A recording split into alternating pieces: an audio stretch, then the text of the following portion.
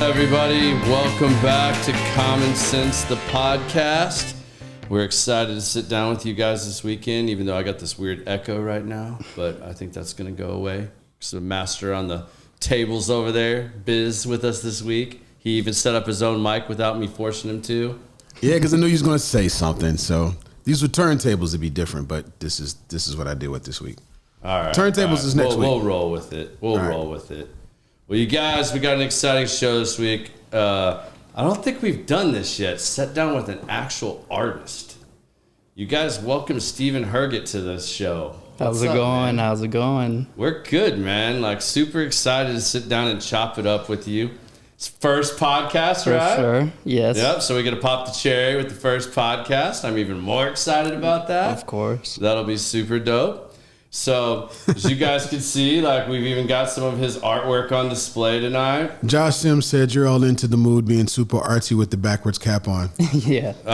Josh, here, I'll go more for Josh. Josh, he didn't even wear it yet. He waited until we started to put it on. He had it in its own bag. It had like a Kevlar cover. It was everything before he even started. Yeah, I had to pull the special element hat out of the bag, you know. Just something like that. You know, I wasn't going to do something this fancy when we had Josh on here because, you know, I mean, what do you need fancy about someone from Little Elm? Oh, hell, here we go. He's probably on his way up here now. Yeah. Get me started tonight. I'm in one of those moods because I was prepared because we didn't have a guest lined up because someone got sick at the last minute.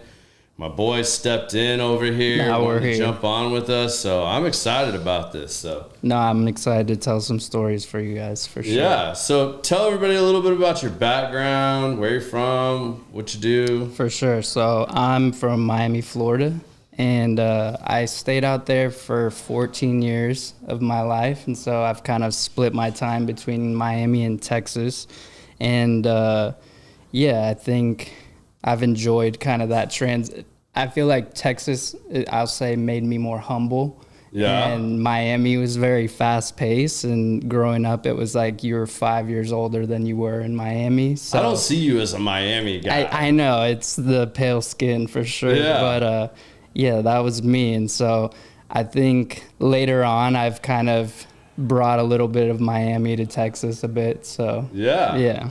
And then Mandy, I'm sure, added to this a little bit, you know. Mandy and I kind of share styles, too. Like, she loves wearing my clothes all the time, and every once in a while she gets a cool piece that I'm like, I could rock that. So, yeah, I mean, we're doing a bunch of different stuff, and she's an amazing artist. So. And then she got you in the gym and everything. I was in the gym, and she takes full credit for this. She was in the gym, too. I'm telling on her right now. Well, I mean, I've definitely had my ins and outs with the gym, but I mean, together when I met her, I was like, this is a terrible time to meet, and I'm trying to get my life together basically, and she was all in for it. So from there, we've just been trying to be better for each other, I guess, and the gym was part of that. Right on. So, well, I love watching you guys collab together. It's a wild journey, the things we get ourselves into. So it's been fun so far. Yeah. So when did you come to Texas?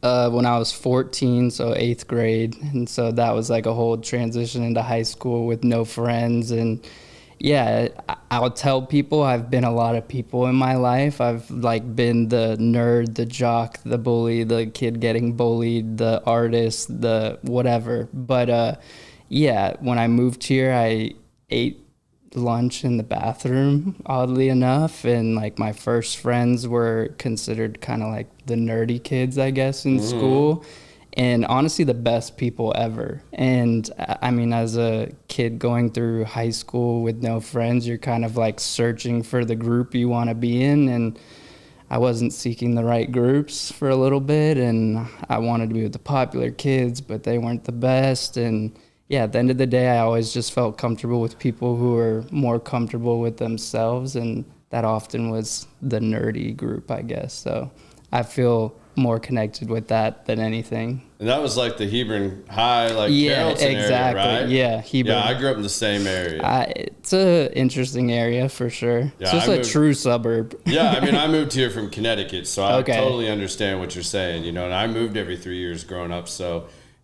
It is hard, especially at was those it like ages. military? You're at 14, that's when you're making like crucial friends. Of course. You're going through puberty, you're maturing, you're like trying to figure things out. For sure. That could be a rough time period. I mean, I had sports at first. Like, I came here and I was always pretty decent at sports. I was like a pretty awesome baseball player, but I just hated the idea of like the coach's attitude, I guess. And so when I moved here, I was like, I'm kind of done being coached a little bit. So I played soccer.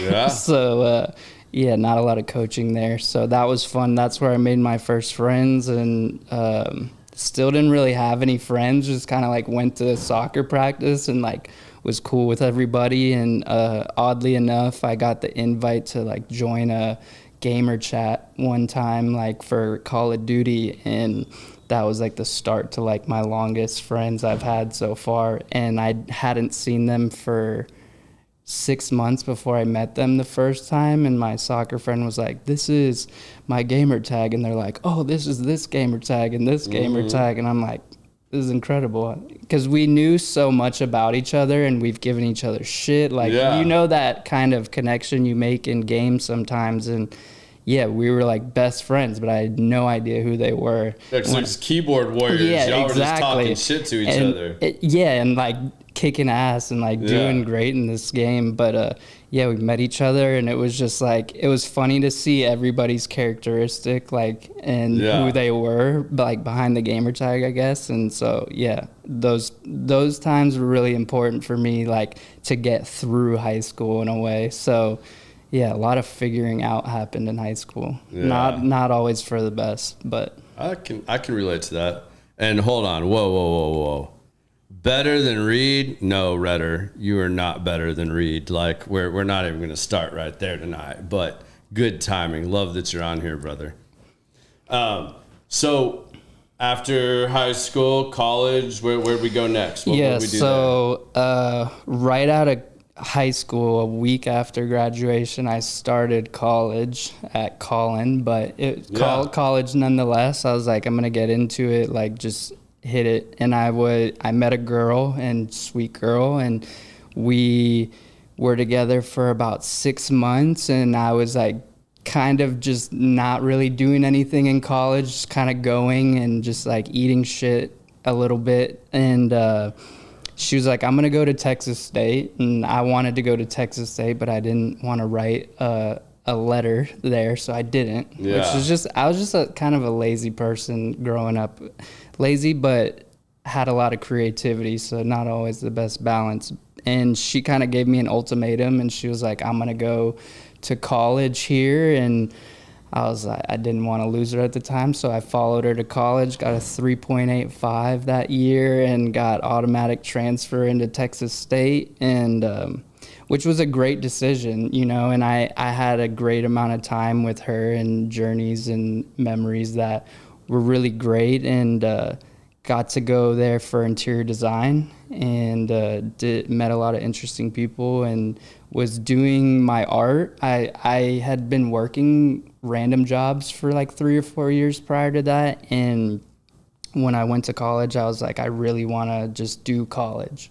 Like, I don't want to worry about having a job or anything. So I had like a $50 allowance for like every week, I guess, which really is nothing. So I had to make money off my art, and I started doing murals at the local bars and like taking on little pop-ups and things like that, just casual, but I thought I was doing a lot.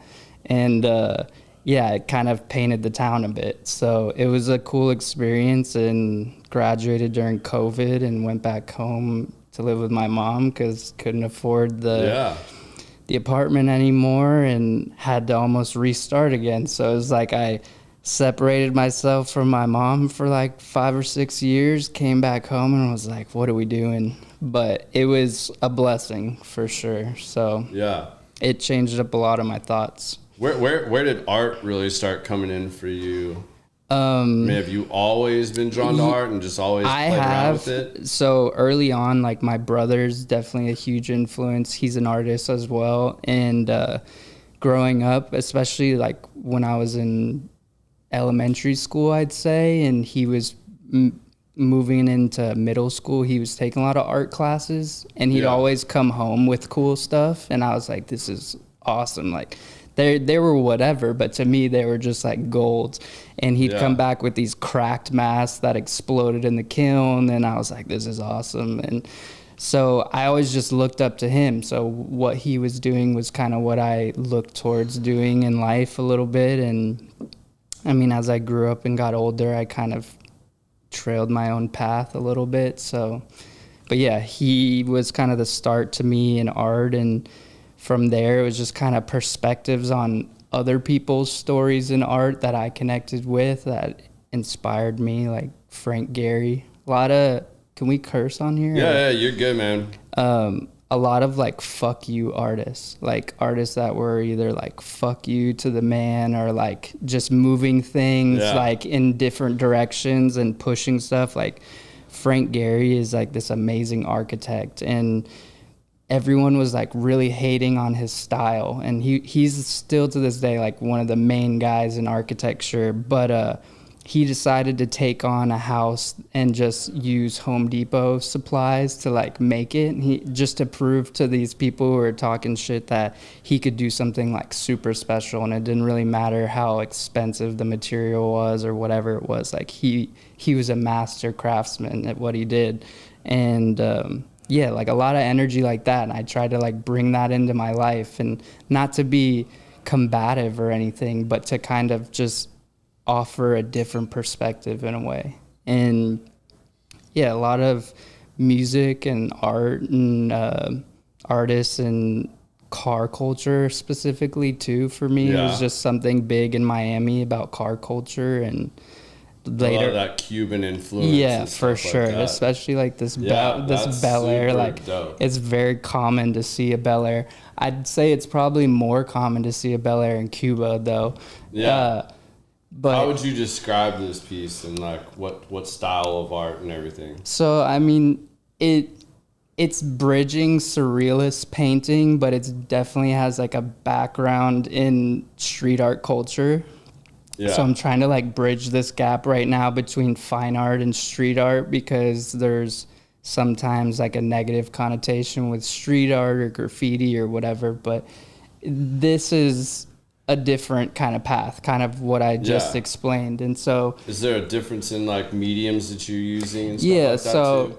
So it looks like there's like some spray paint and then acrylics. yeah, and like so everything. a lot of it starts out more as like an energy flow, and I'm just like, let me get something out, and I'll either have a direction or I won't. And sometimes that's for better or worse, but yeah, it leads somewhere, and maybe the paint kind of is suggesting something, and I'm like, okay, well, let's do it. And or in this case, I had a plan, and we were doing a sponsored gig for a company, and they do a lot of like gearhead content and apparel. So for people who are really into like slam trucks or old rusty farm trucks brought back to life, or just kind of like a classic 57 Chevy drag car essentially. But yeah, all that. And that's something that I really love too. I'm not like a gearhead per se, or like I couldn't tell you anything about breaking down an engine or anything like that, but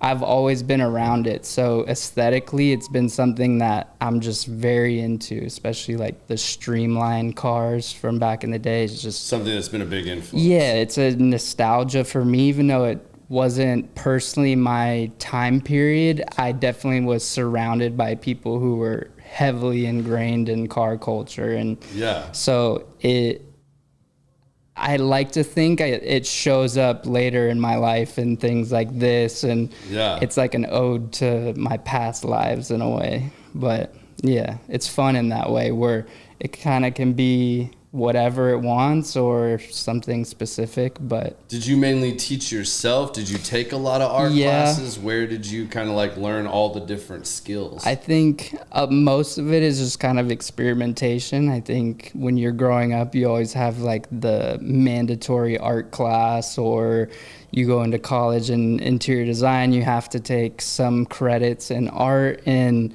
I was never a painter. I was like a sketch artist, and I loved graphic design, and I did that in high school for like half my day and went to a different school to do. I was going to do a lot of different things. So when I approached it with painting later on, as I realized it was more expressive and I could like do a lot more with it, it transitioned into something a lot bigger that I don't really know how to explain it super deep, but it's just this accumulation of everything that I've kind of built out over time. Because I love watching you guys too. I mean, I've seen you guys like watching your videos and stuff where you'll literally like straight up scrap some shit. You guys like be cleaning house and you'll like take art and like black this out and just completely start over. And this would be like something like that, where you'd have a piece of this quality and it's just like, well, it just doesn't need to exist anymore. So it's just...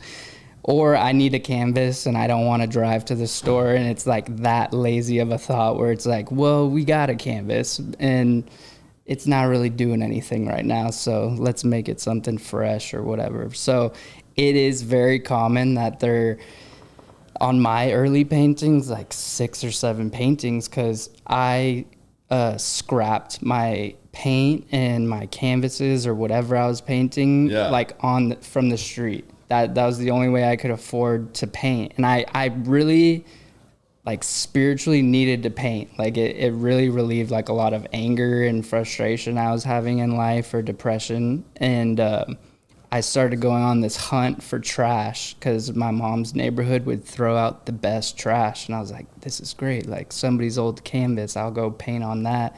And I would sell those for free. It'd be like 500x whatever it costs, or like in certain situations, or 2000x, and that was amazing to me. And from there I was able, just found a way to make it work. I was like, I see it all sitting there, and I'm not like the biggest humanitarian or whatever, but I do like to like take trash and kind of reuse it, or like be able to upcycle something enough to where it gets more life out of it. So my early work is so flat and dull, and it's really cool and interesting looking because it is like so dull, and it's just odd in that way. But it's because everything I found was like the old house paint that didn't get used for the house that got painted, and it was just whatever tones were available. And if it had been sitting in the garage for 2 years, it had like kind of like a layer on top of it, and that added a different dimension to the paint. And there was a lot of like, when you burn house paint, there's like this really interesting texture it creates. So my early paintings, I had this like pink paint, house paint, and when you burned it, it turned white, but the bubbles stayed pink.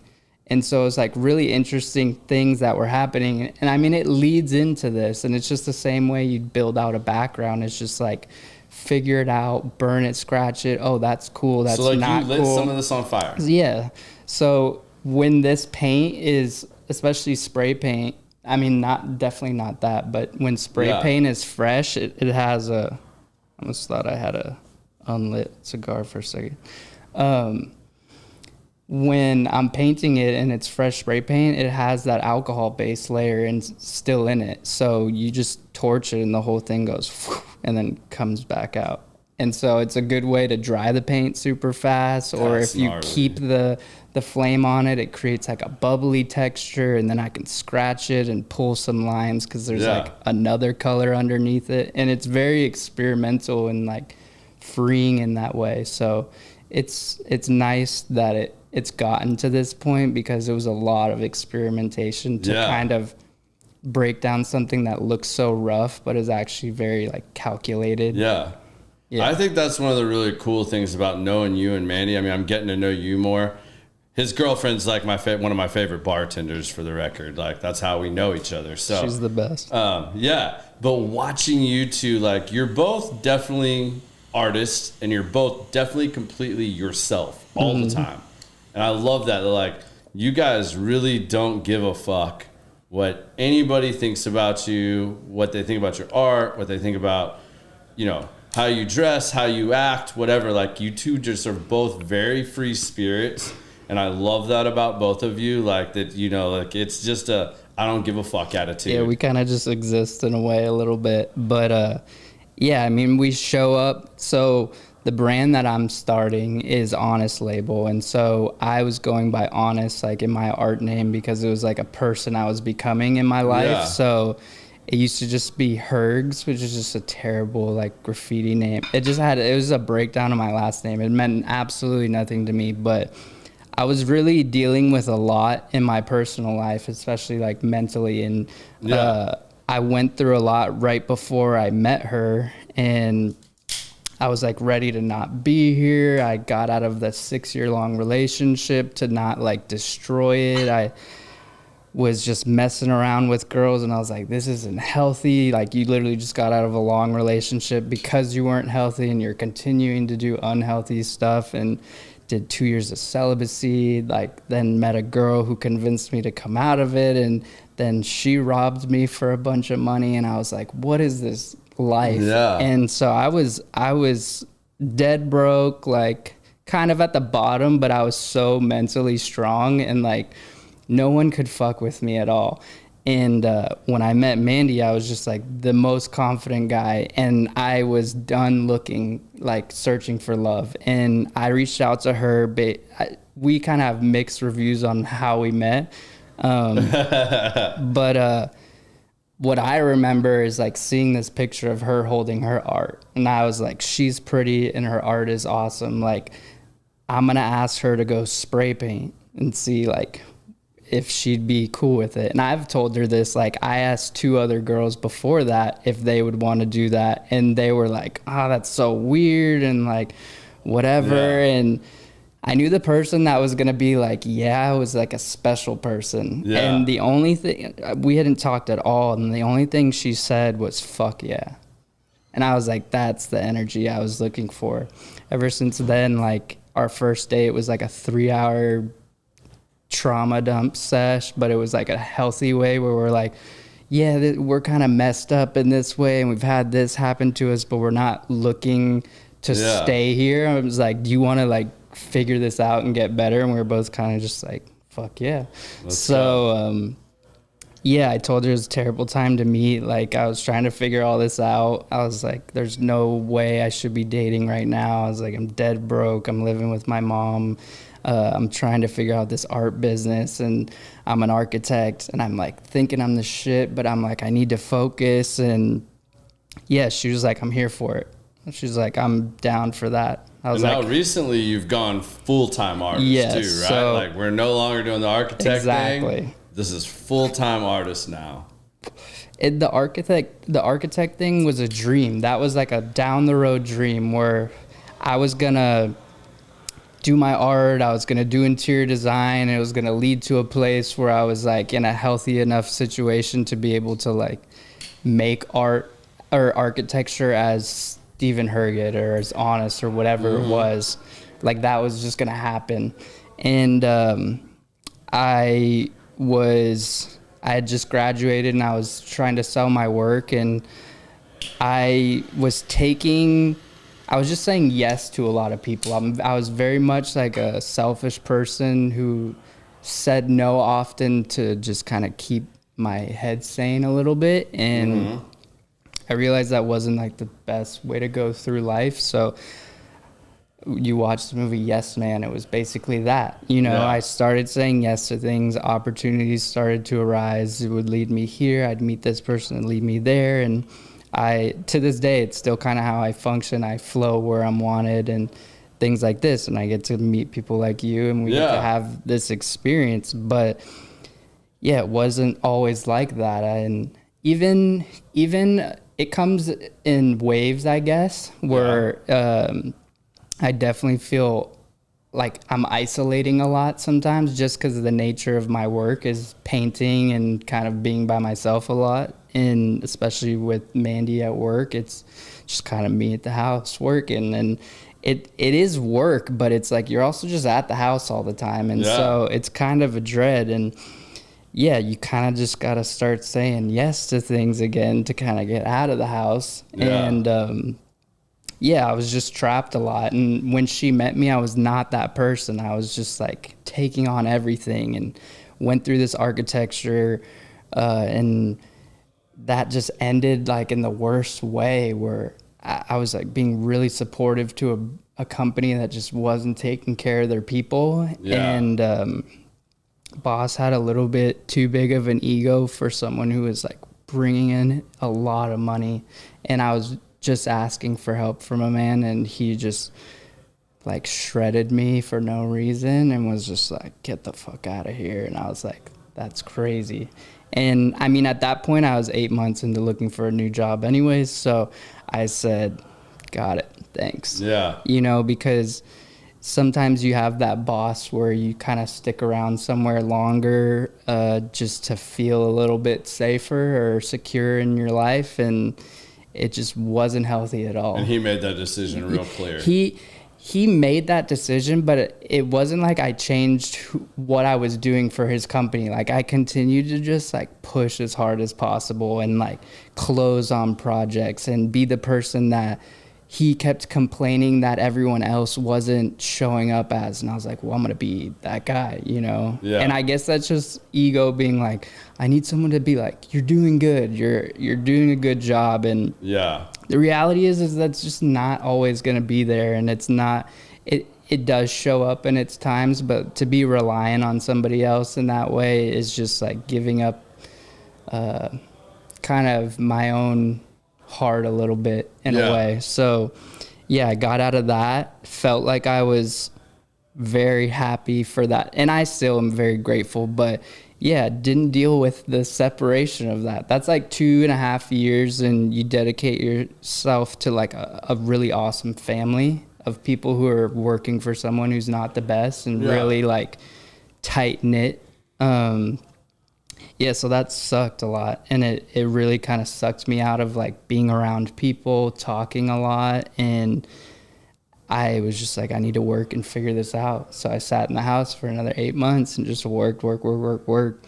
And the work got better. Everything kept going up except the financials, because all I did was create work. I didn't focus on my marketing. I didn't focus on the business aspect of being an artist. And a lot of people will think it's just creating art and it sells or whatever, but a full-time art business is like a serious thing, and it's constant work, and it's not easy if you're not the best businessman. So and you got to get your stuff displayed too until you have your own studio and all that stuff. It's like finding, interesting people that maybe you network with, these like, maybe it's a bar owner or a restaurant or whatever, to get some of your artwork up and in so that you can actually like really see what's going on and for sure getting it out there. And I know you guys have been doing a lot more art shows, putting your guys' stuff out there, which is really cool to watch. And that's all Mandy. So like when I met her, our first experience was that taking her to that graffiti warehouse, and was just such a surreal experience. And when we tell it, it could be its own movie, honestly, because it's an abandoned warehouse area in Dallas in the 10 district, and it's legal for you to go and do graffiti or art or whatever you want to do, but it is just a barren warehouse. Is that where you guys did the like super cool mural that you did together that was like, I remember like there was like a sneaker thing like out. The place you're talking about, yeah. I've actually shot some music videos out there. At a design district. Yeah. That's pretty cool. And there's also, where's the place where it's like a bunch of, is that the same spot where it's like some shanty like shacks? It's like literally this off the beaten path street. It's going towards downtown, but it's literally like a bunch of, maybe that is it with the warehouse. It's like, it's not just one warehouse. It's kind of several. It's like a whole line of. It's the design. Some homeless district. people kind of hang out there too. That's the spot. It's funny that it's common literally everywhere that art districts or design districts often are in like terrible areas. Yeah, and you'll see a bunch of photographers and artists and everybody. They just pull up and everybody just finds a section. Nobody kind of impedes, or they'll wait till somebody's done doing what they're doing. And it's a whole scene. Yeah. I've done a couple music videos and they came out pretty dope. It's been a weird battle because we've tried to really be a part of the Dallas scene, and at the same time we've not done enough to really be a part of it. We put ourselves out there and in a certain way, but again, we're not the best marketers. So well, let's market for you real quick here. For sure. Let's market for you real quick. So one of the reasons I was really excited about having Steven on, so you guys have heard me talk for the last several weeks about my good friend Naz that's battling cancer right now. I threw this idea out to Mandy, and she was like, yeah, let me talk to Steven. I'm for sure in, and I bet he's in, but like, let me talk to him. I asked for one painting to donate to our silent auction to help raise money for Naz while he's going through his treatment. They not only came back with one painting, they each wanted to donate a painting. And I'm telling you right now, I'll tease this next week as we get real close to the event, because the event is the following Saturday on the 30th at Will Call Bar down in Deep Ellum, which I think is going to be an awesome place for you guys to have your paintings out while we're all doing this event. And I think you're going to meet some amazing people down there in Deep Ellum. I think there's going to be a lot of people that'll, really connect with your guys' artwork. But I can tell you right now, the piece you donated, y'all are bidding against me on this for sure, because this is a dope ass piece of art. Like, they didn't just give something that's like, this has been sitting in the corner for a long time. It's not selling. This is what we're going to give you. No, they picked out something that they really are passionate about. Because I'm going to tell you this too. The first thing they both asked me when they agreed to do this was, can we deliver the piece of art to whomever wins it? Because we would really like to connect with them and just kind of have a moment to introduce ourselves and let them know that hey, we're the artists that actually did this. I thought that was so cool that you guys, and we're going to put some stipulations on that though, because we've got it set up officially as of today. The silent auction is going to be online. It's going to be a live auction that'll go from the day of on the 30th. It'll start that morning. The site will go live. We'll have links out. We'll post it. All that'll go out live. And then we're going to cut it off at 10 p.m. where, whoever wins, whoever's the highest bid by 10 p.m., that's it. And then if you are within 30 minutes of DFW here locally, they will deliver the artwork to you. Or if you're one of the people, because I know both of Kristen and Naz both have family out of town, if it's possible that you bid on the item and you win it and you're out of town, then you're going to have to work out the shipping part. And you it. will have eligibility to pay for flights and housing for us to come. And if you want to do that too.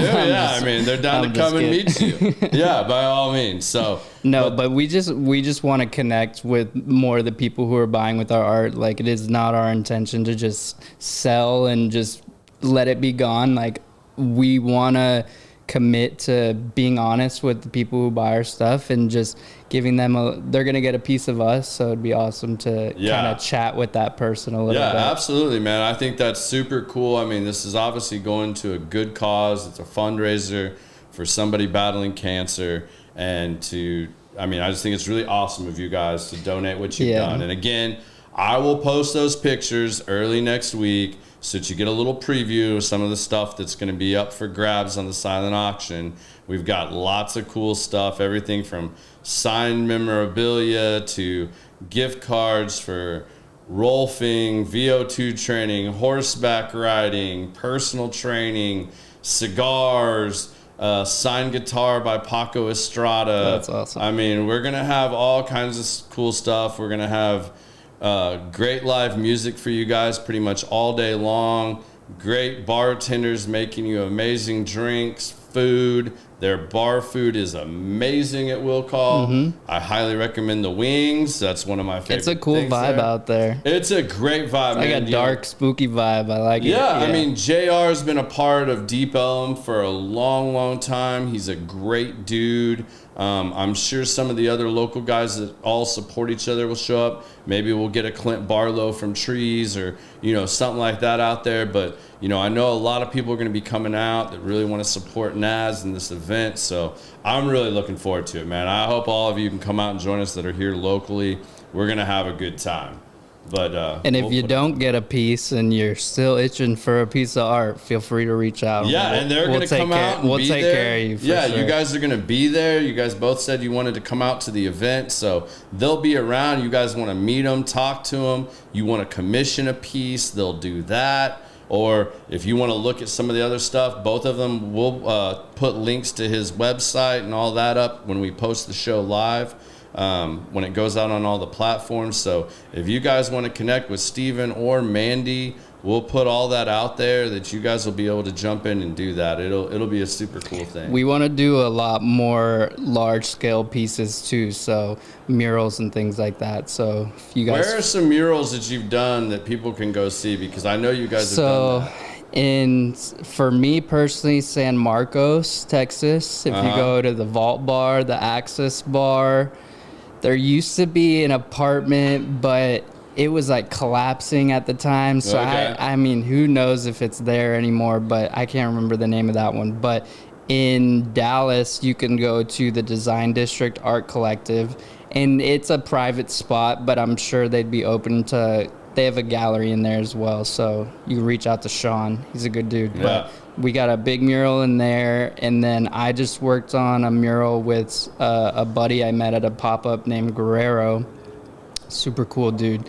And went out to East Garland and like the hood, and we did a memorial painting for a kid who passed away. That piece was already kind of set up already, and Guerrero did a really awesome piece of Muhammad Ali, and it's a barbershop. So it's a scene of Muhammad Ali and his son at the barbershop, and the barber's cutting his hair. The tattoo artist I went to visit out there was real close to there. And the blue and yellow wall. Yeah, I helped paint that randomly. Okay. I reached out to the dude and I was just like, I love this piece. I just wanted to be a part of it. And that's kind of the thing with anything. I don't ever want to like take from anything. I love being involved with things. So he was like, I was actually just going to reach out to you about like the background. Yeah. I can't figure out the background. And I was like, all right, I'll come out there. And he just kind of let me do my thing. And we killed it.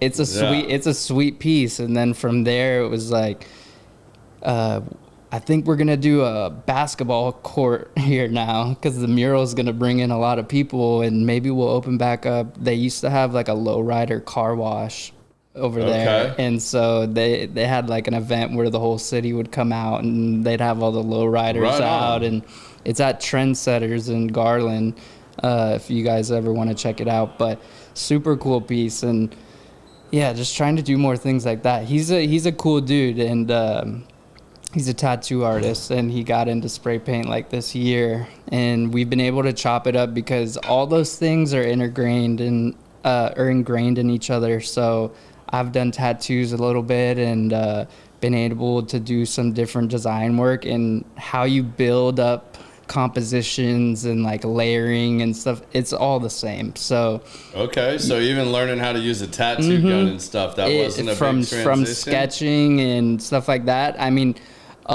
I've never like fully destroyed anything, but I was able to kind of do a lot of research growing up. Ever since I got my first tattoo. I mean, yes, I loved. I'm a Capricorn too, so I just like information. So, and I got my first tattoo, like a huge leg piece, so ridiculous.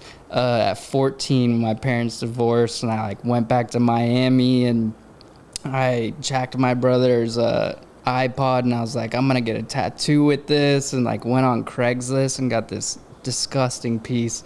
And it's done bad, but it says be not afraid.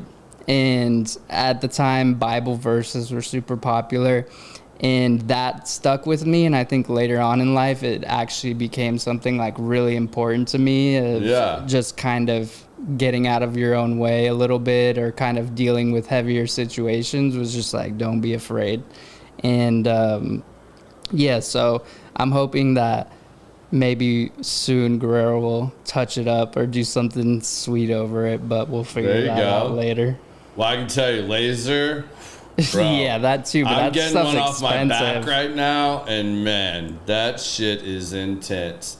I don't know if it's been so long since I've got a tattoo that I don't know which is worse, but I'm going with laser is like 1,000 times worse. It's hell for however long they're hitting you with the laser, and then after that, it's like, all right, this is just like a bad sunburn. That's fair. But like during it, it is like white knuckle hell. Like, I mean, I've had a it's few friends. brutal, man. Like that, or I've just become a huge pussy. Like, I don't know, what one or the other. Like, I think the more you learn to have feelings and emotions in life, you realize that tattoos hurt like a motherfucker. yeah, you got to do something, man. I mean, well, and to be completely honest, the tattoo on my back, that was done completely hammered off of tequila There you in go. my mom's backyard. There you go. Like with a tracing needle only. Like the guy didn't even have the shading needle, and it was full tribal across my shoulder. Super blades. Like, welted the next day. whoa, just dude, it was terrible. thick. Not that my first tattoo went much better, because the one on my arm, the cat told me to use this certain lotion. I think it was Lubriderm, and I didn't pay much attention. I just was like, Lubriderm, all right, cool, got it, grabbed it. My dumb ass grabbed like one of the ones that was like scented or whatever. Yeah. So, man, when I put that shit on, my tattoo literally raised like a quarter of an inch off got my all arm. I thought it was bubbly. infected. Yeah, I thought Yeah. it was like, I went back and was like, he's like, bro, you're having a reaction to whatever you're putting on it. Like, what are you putting on it? Like, go back to just maybe Vaseline. Mm-hmm. And it calmed down real quick, but like, We always put Neosporin. it's on almost mine. like a, I mean, but like when it first, for like the first, I don't know, decade, and even still this day, my tattoo is literally like raised. It's almost like I got branded and then they tattooed it. Like that's what happens when you do something like that. So no scented lotions when you're like healing a tattoo. It's a horrible idea. It's always important not to put like a thick layer of anything over it, because it just absorbs everything and gets super bubbly. When I first got my I got my tattoo machine from my old roommates, because I was obsessed with tattoos. I researched tattoos, watched tattoo shows, wanted to get one, didn't get one. They're like, here it is for your birthday. Within 4 hours, I was upstairs and did a 4-hour fill-in of like a black and gray outline piece on my leg, and just filled it in with color. Did a whole like Mary, and it was bright red. None of it's in the skin anymore. Like completely fell off. Just like almost like the skin just like, yeah. I didn't know what I was doing, and so I learned on myself. I've got so many dog shit tattoos that I've just am super happy with, but like they're gonna go at some point in my life. But yeah, they're oh man, I don't think I could be committed like that. like I started yourself. with my thighs, just doing my thigh tattoos, and then I got So you was walking around with long pants and long sleeve shirts on 106 degrees outside, not to show. I got that terrible tattoo in Florida, and this was like the year after my parents divorced, so I'm like 14, just went to Miami for the first time after moving. I'm like, I'm gonna go crazy, and came back. That tattoo was on my leg for 2 years before my mom saw it. Yeah, and it was because I got up out of the bed when she asked me a question, and my pants slid down just like ever so slightly. And how she old was were you like- when she seen this? About 16 now? Or were you- Yeah, 16 now. So what was the reaction? She's like, what the fuck is that? And she walks me out, because I'm like talking to a girl and she's in the room, and it's now awkward. And so she's like, come out in the hallway. And she's like, I don't think I'm ever going to get over this. And I was like, that's okay. So what was it just because she saw ink and color, or was it the tattoo itself? Yeah, it was just ink. She didn't even look at the tattoo at that point. She just knew it was there. It could have said mom. Yeah. And she It could have said, care. I love you so much. You're the best mom in the world. She'd be like, what the fuck are you doing? So that was the vibe. And I told her I love you and I didn't do this to hurt you. And she was just like, I don't think I can get over this. She soon got over it, and my brother's got plenty of tattoos, and we've done tattoos, and I think at some point in her life she'd maybe consider getting a tattoo, but See? it was just, There, Mom. Maybe you can talk your mom into letting you give her a tattoo. At some point, I'm sure, but A small one we'll on the see. shoulder blade or something. Do you have a? When did you get your first tattoo? How old were you? 18. Same here. But you didn't, did your mom? Man, like right after turning 18, I was like, I'm grown. I can do whatever the fuck I want to. Yes. I'm going Yes. and I'm getting a tattoo. And I went to Deep Elm and I walked in on like a Friday night and I'm like, that's what I want, but I want you to change this and add this. And the guy was like, I got you, let's go. And we just sat down there at Cat Tattoo in Deep Elm and he went to town. And that was a full back piece? No. That was just the, tribal on my arm. There you go. Yeah. I got my first tattoo 18 major. in the Army, but my grandmother, who I was raised by, didn't see it till I was like 25, 26. It's just weird like that. I want to know how that went over. That went like shit.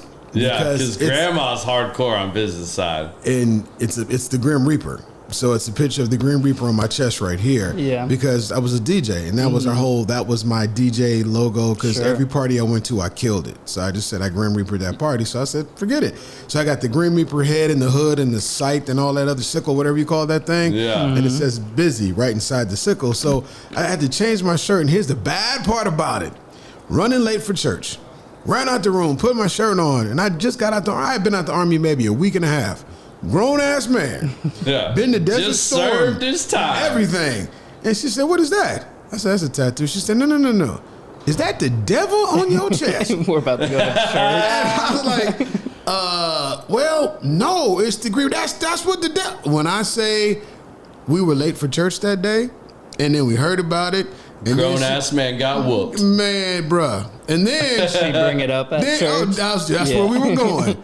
Church, like 600 people in service that day. It was some big deal, and they made a big deal. I was home from the Army or whatever. She said, yeah. But he got the devil on his chest. It was like, wait a minute, Mama, hold on. Now, everybody understood it was a tattoo, but my grandmother took it to the extreme. It's very serious. So, of course, the next tattoo I got, as you see, it's Jesus. Of course. On my arm. He's holding the record, though, so that's my God-given talent DJing, and I put her name inside of it. She was cool with that. But this... It eased everything. Oh, man. You had to get some redemption. Quick, fast, and her. So when you said that, your mom in the first tattoo, that just brung back... They like take you It's up front, just make that her pray initial- for you and stuff because you had the Man, devil on you. I was ready to hit the dust. I always sit in the back. So if she would have done that, I would have been out. I would have Into been the out. back of the Where'd he car. go? Like, the car would have been moving. Shit, had to walk home, everything. Yeah, I would have been bad. That's Yeah. awesome. I feel like everybody's kind of gets that experience at some point from someone in their family that's just fully disappointed and later on realize Yeah. that it is what it is. The one that really set my family off is when I pierced my tongue, man. I hid that for like a year, and then I have this habit, like I like to sit on the kitchen countertop. Like I don't know what it is about that, but Yeah. my parents' house, always like if we're in the kitchen or near there, I am sitting on the counter. I'm a lay on the floor I was guy. like sitting up just high enough that my dad asked me something, and when I spoke, I was just at that right angle, and he's like, "What's in your mouth?" And I was like, I don't know what you're talking about. I was like, nothing in my mouth. He's like, no, what's that in your mouth? I saw something glimmer. And I was like, So he knew. Shit. He knew. He's like, you're 19. You're a grown-ass man. I said, yeah, like you got that Playboy bunny on your hand that you hate. Don't come at me like that. He's like, but you're still living in my house. And I was like, fair enough. I was like, we can just leave it right there. And he's like, no more shit like that. You want to do that shit? Then you obviously grown enough to go get your own damn place. Tongue rings remind That me part. of, you remember the movie Rat Race? Yeah, vaguely. The dude, This probably does for sure. the dude, not Seth Green, but like his best friend, the kind of mute guy, because his tongue was so swollen from the tongue Bad piercing. I do remember that. Yes. And he's just like, oh. Yeah. Funny thing, the guy, my friend Elijah, that went with me when we did that, we both pierced our tongues the same night. And same thing, like his tongue literally did that. Like it swelled up to where it was barbell to barbell, and it put so much pressure that like that next morning he had to take his out. Like he couldn't hang with it. I got my ear pierced, and my wife, before we got married, I had to take it out. Same. She's like, nah, ain't no do with the pierced ear. Nah, not happening.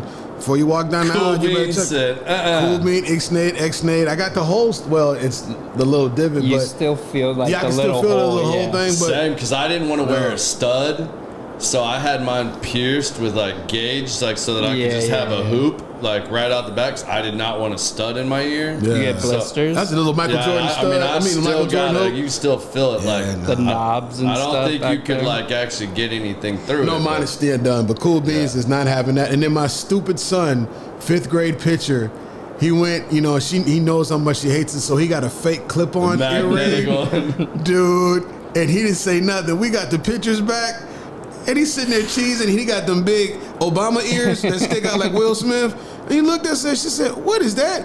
He's like, "Man, they must have photoshopped that in there. I don't know what that is." Y'all get this him is like prepared. Photoshop He's before just he's anything. Oh my goodness! When I say she came unglued, she done mailed them off to everybody. Everybody got them. They all thought it was cool. My wife lost her mind. How long was he grounded for? Oh, Michael, he was in 5th grade. I think he got ungrounded once he got into junior high. Oh, They must man. have felt like it because anytime she seen a dude, it wasn't that, but anytime we were out in public and she seen a guy with an earring, she'd punch him. It just brung back in that. Why'd This you is hit me? deep-rooted trauma, for Yeah, sure. I was like, I don't even know why. Oh yeah, I forgot. You and that stupid earring. That's why she hit you. Like, okay, but I mean, that's kind of cool. Like, I guarantee you, everybody has a first time they did something that you thought was cool, and your parents did not. Story, and I mean, even you look back sometimes and you're like, that was very uncool. But I'm glad that happened. oh yeah, you got. If you didn't go through the experience, what is life? For sure. What is life? So everybody already asked. Before I forget, because I'm getting there. We're gonna just keep going off on random topics here and chatting. But everybody wants to know what we're smoking, what we're drinking. So drink wise, ranch water, and I'm doing Fortaleza tequila. Of course Biz you are. is over there with his magic water. I thought he was going to Crystal order Light. something at the bar. No, Crystal Light We water. got past Roy Rogers, so we went Crystal Light Went tonight. Crystal Light. And then what we're smoking. So Steven gave me a couple options, I guess, what he smokes with his old man. Apparently his old man's a big cigar smoker, Yes. and that's when he gets to smoke cigars the majority of the time. We unfortunately did not have any of the cigars that he has grown up smoking when he does smoke with his old man. So what we're smoking, and please feel free to share what you think about it, but the Nelson Alfonso, the Bandolero, we're smoking the red label, the Series C. I think it's an amazing cigar that's just an all-around goes with just about anything. I really enjoy it. It's kind of like built into like a much better cigar as it's kind of like trailed Yeah. into the middle of it. It was a little tight at first, I'd say, but Yeah. super smooth cigar. It's not something that I'm like not into the not like taste kicking your ass or anything. It's a smooth cigar. It's actually like exactly what I was looking for when Yeah. I messaged you what I wanted. Right but- on. Glad we met what you were looking for For there. sure. And Biz is over there smoking the German. I spent 3 years in Germany. I can't pronounce this. The come on.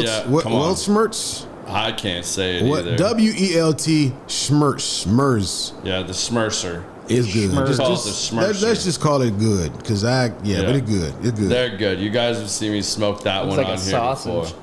before. Pause. Got to say pause after that. Got to say Yeah. pause. Pause. They can't see me, so Yeah. I don't want them to think that I'm holding something that's not a cigar. It's a cigar, ladies and gentlemen. Fair. Yeah, so Biz has got this like 18 ring gauge sausage stick over there. No, I'm just So kidding. now you coming from Miami? That's all they smoke is some huge Yeah, big Gordo Cubans. baseball bat dildo sized cigars down there. When I went down there, when we did some work with EP Carrillo, and I went to just a little shop in Miami, I'm like, every cigar in here was the size of my forearm. I'm like, damn. So true story. I'll tell you all this. I'm not gonna And say they any roll names them because up I right hope in he's front of like you. checking out the I like them. podcast. But when I was in Vegas this last weekend, I went in the Monte Cristo lounge and I was sitting there enjoying a cigar. I found an Oliva that was like $40. That it was about all I could stomach in this An cigar Oliva? humidor. Yep. Everything was double the normal price at a minimum. Yes. You know, Vegas, you know, typical Vegas. $8 cigar is $25. So I'm looking and I'm like, they actually have some pretty good shit. Like, they had a box of the, like, I'm going to just say the Torpedo Atabey. Okay. I don't know what that's actually called, but it's the Torpedo Atabey. They had that. That was $78. Yeah, bro. Yeah, but if y'all could see Biz's face, you'd understand. For the box? just hit the or No, one? for one cigar. Then they had the Blue Label Byron, opposite of what we're smoking right now. Like, they had the Blue Label Byron. The Blue Label Byron was $68. Good. And I was like, I can't do it. I can't do it. Like, that's really, those would be two I would have just gone grabbed anytime I'm here at ICC. And this place really made me appreciate ICC even more, because I went to the Davidoff Lounge. That was cool. Nice little patio to sit out on, right across from the wind, but was not up to the hype of what everybody had made me think I was walking into. Did you have your balls broken over at the Hard Eight? No, I did not go in there because based on the stories I was told, I felt like I needed to have a suit jacket on to go in this place. A suit jacket? And I didn't have one with me, so I was like, I'm not even going to go because I don't want to go there and get turned You down. need your Platinum Amex. You need your firstborn child. Social Security. You do better in the casino gambling with your mortgage money than you would in there. All right, so it's yeah. just dumb. It's like, take the numbers you just experienced at those two lounges. Times it by two. Yes. All right. For no reason. The Monte Cristo is not bad. It's a very nice lounge.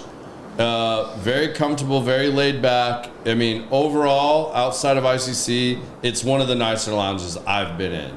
Outside of, like, Texas. Like, it wasn't like your grandpa's, like, bowling alley cigar lounge that, you know, is in this old ran down building. It was actually really nice. So Where was it? Huh? Where, what? Was it in one of the hotels? It was in Caesars. So the Okay. Monte Cristo's in Caesars. Oh, yeah. It's right across from where I stay at the Nouveau. It's right across from the little Asian fusion restaurant. Right past Nouveau. I know the spot. Nouveau, right past Nouveau. Yeah, I stayed in the Nouveau a few times. That's another and show. Alafe or whatever, the restaurant. I know what you're talking about. It's right by there. This little 20-foot in diameter cigar humidor does $3.7 million a year in cigar sales. Really? wild. And you got it because you have to hit it as soon as you walk in. It's right there in front because the desk is in front of you. Yeah. You go in there, you do whatever. That's and you part go to of the it. side. Yeah, you but gotta just, grab a cigar. man. $3.7 million out of a 20-foot in diameter lounge. So I sit down. Damn. There's this guy sitting in the good chair business. next to me at this little table, right? He has an 18-gauge ring cigar that is about this long. For what? That is, if the band was at the tip of my cigar, like he smoked this much of it, threw it in the ashtray on the side like he was still going to smoke it, but has a brand new one that he's lighting up next to me.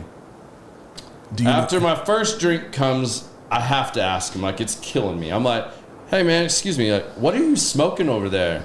And he tells me the name of it. I can't even remember the name of it. Michael found it real quick online. I was like, that's what he was smoking. I was like, okay. I was like, did you not like it? I'm a little confused because you've got a half-smoked one sitting here and you're lighting another one. He's like, it's not bad. I mean, it's one of the ones the guy recommended based on what I told him I like. I only get to smoke cigars when I travel to Vegas like once a month, and that's the only time I smoke because my wife doesn't like the cigar smell. So he's like, I always smoke cigars when I'm in Vegas or I'm golfing or something like that or on a business deal. Sure. It's like, okay. I was like, he's like, what are you smoking? I told him. He's like, well, do you have a recommendation? He's like, hold on, just let me buy you a drink. And I'm like, all right, sure, man, buy me a $30 old fashioned here. Like, I'm down for that. Like, let's roll. Let's make it 100. Yeah. So he buys me one, and we're sitting there talking, and he's like, you know, ever since you asked me about the cigar, this is kind of like smoking a big rolled up newspaper. I'm like, you're from Cali, aren't you? And he goes, how'd you know that? I'm like, well, you're smoking an 18-gauge ring gauge cigar that's like yay long. You already threw one in there. Money's clearly not an object because I walked in there a minute ago, and those are like $55, $75 cigars. that are just these monstrosities. You're lighting the next one, you don't even like it. Yeah, that no straight guy would have ever attempted to smoke. I was going to say that, but I was trying to hold on for that point. I mean, I'm just being honest. It's like you're smoking. It's he's like this is what we smoke in California. Yeah, like a straight guy's gonna get FOMO like real quick and like just be like, I ain't smoking that. There's no way. It's none of my bros are taking a picture of me just puffing on this big. He's stick. like, I got two of them. He's like, he's got two of them. I'm like, all right, so just imagine taking a bratwurst and lighting it on one end, and then you got your mouth on the other. Like the biggest bratwurst you've ever seen in your life. That picture is not painted pretty. Like something off of Pornhub. Like I mean, it's straight up like. Well, not in Texas anymore. But we'll talk about that later. Wait. Okay. All right. I guess I missed something while I was gone. They've done banned Pornhub in the past week. All right. So, anyways, the guy finally asked me. He's like, "Hey, why don't you pick out a cigar for me?" I was like, "What price point?" He's like, "Money don't matter." He's like, "I'm a VC guy." I'm like, "All right." So we got a VC guy. I'm like, "All right, he's got What's money." VC? A venture capitalist. Okay. So like he's there to invest in businesses and shit. He's having the meetings. And we have a good old time. We're talking. And I was like, all right, man. I was like, if you don't give a shit about money, I said, they're a little overpriced, but I guarantee you're not going to kick either of these cigars out. Like, grab either that Byron or that Atabey, and you're going to have the best cigar you've ever smoked in your life if you think that's okay and you're going with it. So the cat goes in there and buys the Byron. He starts smoking it, man. He will not stop talking about how great of a cigar it is. I'm like, well, he's like, you really know your cigars? I'm like, man, I dabble in it here and there. We're talking, you know, and he starts smoking it. I shit you not.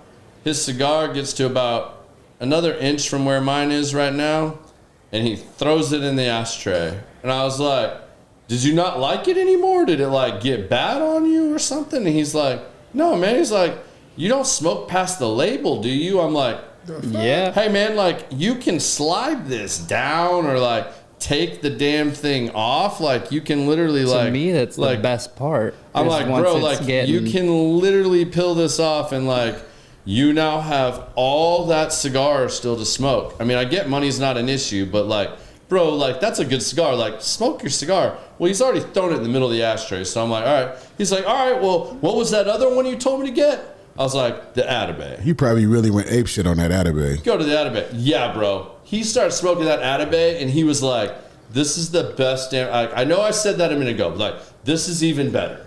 I was like, yeah, man. Like, I was like, hey, give me your cigar before you light it. You put a mark on it? I was like, man, I peeled those wrappers off, and I was like, there you go. Yeah, you're good. You can take a break. We'll cover it. All right.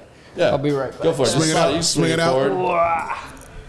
I never seen nobody snake around it before. So Biz, he's like, hey man, he's like, so I smoked it. I was like, yeah man, like until it gets down by your fingertips and it's too hot for you to hold, like get after it, man. Like some cigars change. Some cigars are meant to change them once you get to a certain point. Even better, man, when you get down into it. Like he was just flabbergasted, man. Like he ended up buying our drinks all night, me and Sarah, because Sarah shows up, you know, short in there. He's buying us I mean, we sat with him and this other cat from Israel. Vegas is like truly a place that you just meet people that you do not expect to meet, and it becomes, I won't say life-changing, but for the trip, it can become that. I met a guy the same way in Austin, San Antonio. Yeah. So, smoking cigars on the Riverwalk, and I was down there to do photos, and I met a guy, and he says, oh, what's the cigar? And I gave him an Atabey. I had some with me, and we were smoking. Come to find out, he's a well-selling author on Amazon. He's from Brazil, and he did children's books.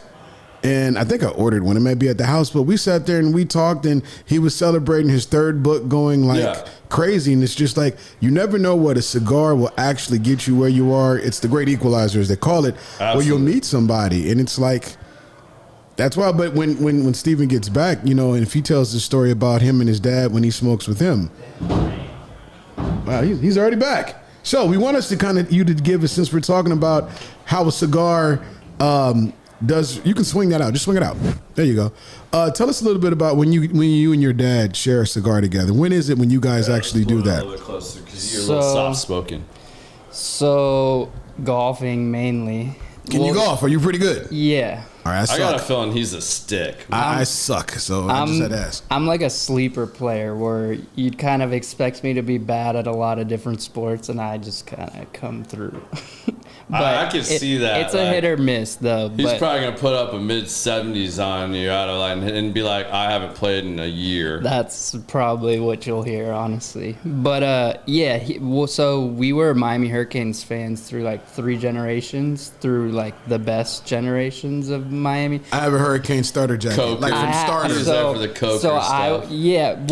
Yes. So that was my generation, but my dad and my grandfather had like the Ray Lewis, had that whole era, and just a powerhouse team. And so it was very awesome to kind of be part of the last championship Miami had with like Clinton Portis and like a lot of different players like that, Devin Hester, people that just don't.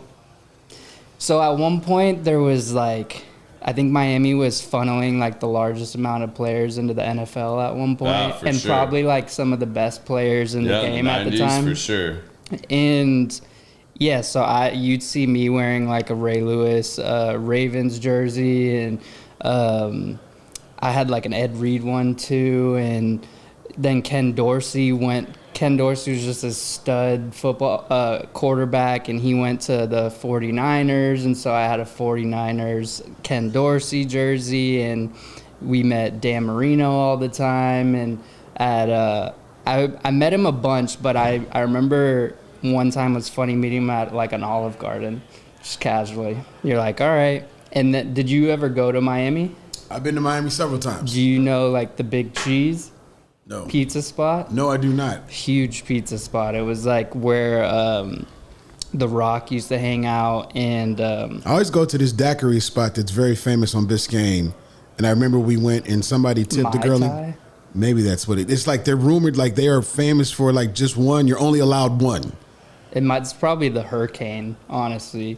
But that's kind of like a New Orleans thing too. Is it? Because I know it's on Biscayne Ave and blah blah blah blah. But anyway, that's when I was in radio, and you have I used to go to what's the big convention down there? It was the Hip Hop Awards. Okay. When the Hip Hop Awards used to come down, the BET Hip Hop Awards was there. That's when I would go to Miami. So that area was just a hub.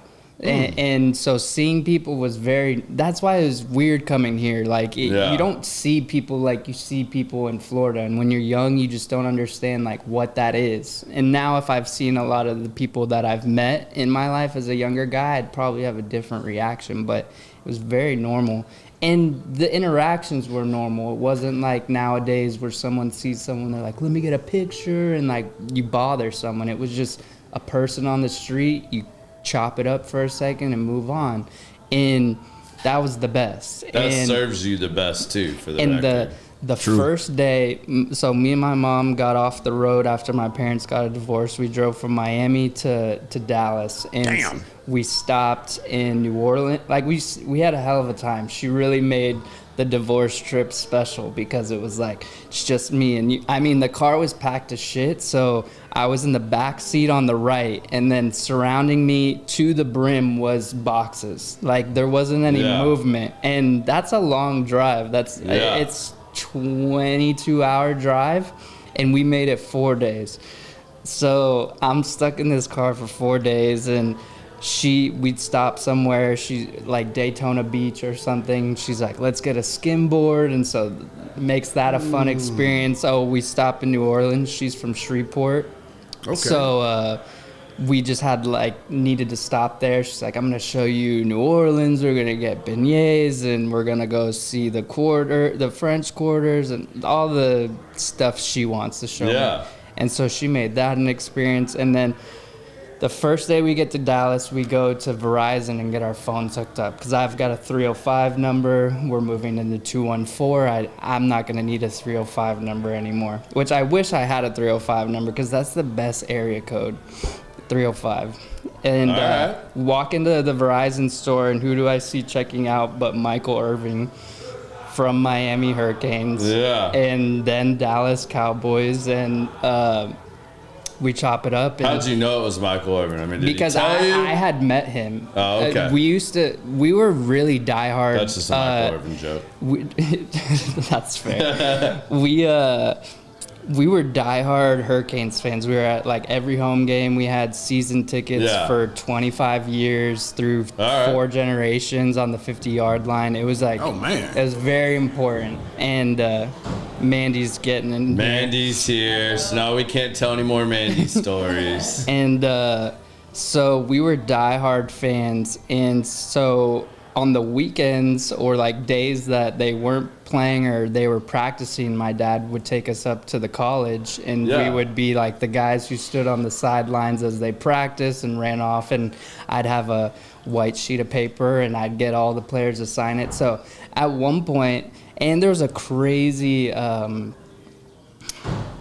forget what the steakhouse was. It was just the worst steakhouse, but it was right next to the college, and so all the players were always there. And so when we would go there, I'd always have a piece of white sheet of paper for some reason. Yeah.